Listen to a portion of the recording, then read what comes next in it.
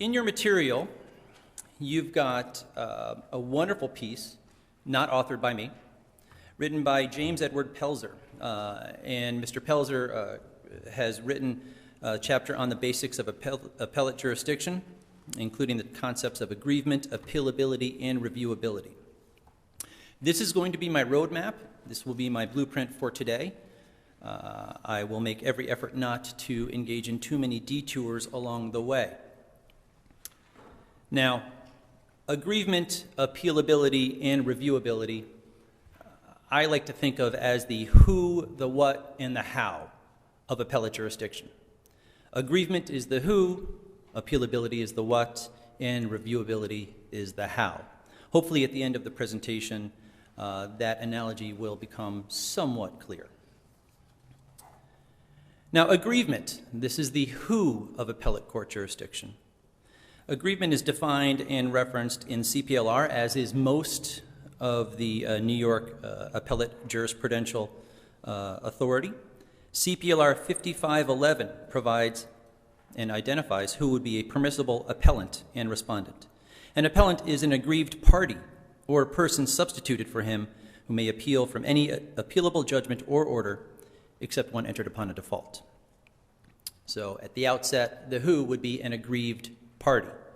We'll talk about whether the term party, as used by 5511, refers to a party in the suit or a party to the concepts that are being raised in the dispute.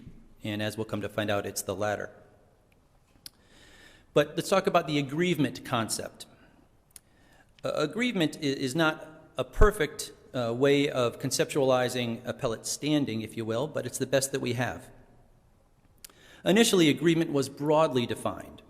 It was defined as any party who has an interest in the controversy that is affected by the determination and is bound by the result.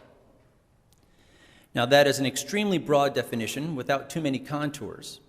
And what Mr. Pelzer observes in his chapter is that that presents some problems because of the overlap and interplay between concepts of aggrievement and concepts of standing. And those are distinct and very different judicial concepts, but under a very broad definition of aggrievement, as I just indicated, they tend to overlap. So aggrievement has become more narrowly defined. And the case that is cited for that in the materials is a Second Department case, Mikeson versus TBV. The basic principle of a narrow definition of aggrievement is that it focuses upon the relief. It does not focus upon the methodology that achieved that relief.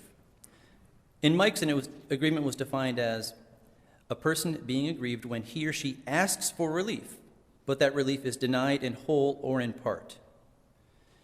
Conversely, a person is aggrieved when someone asks for relief against him or her, which that person opposes, and that relief is granted in whole or in part.